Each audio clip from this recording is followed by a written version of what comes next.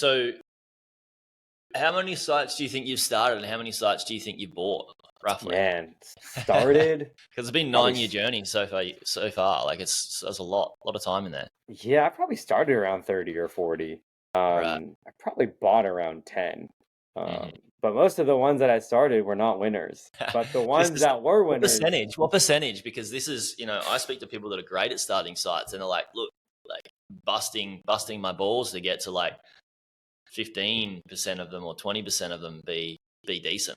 yeah. People I that are mean, I think great at from the ones that I started of like the 30 or 40, I'd probably say, man, maybe like 5 to 10, well, maybe like 5 were like really successful. And then quite I good. would say like another 5 to 10 were like mildly successful in that, like, they made a little bit of a profit. Like maybe I got them to like $500 a month, so they were kind of like able to pay for their content, and then when I sold them I made like a little bit of money. But like selling a website for like 10 or 15 grand, like you're not profiting that much. Like your initial cost of a website is probably like 5 to 10 or something. And Yeah. so but I consider those, if I made like 5 or 10K off a website, I would consider that personally like a mild success.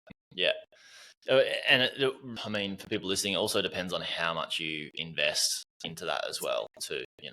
Yeah, that's a good point. I mean, the way I started it was I had a team to help do a lot of the keyword research, and we kind of start with a batch of like 20, 25 articles and do 1 to 2 articles a month. So yeah, the initial investment was probably like, $1,500, and then maybe another like $200 a month for a year. And by then we know we have a winner.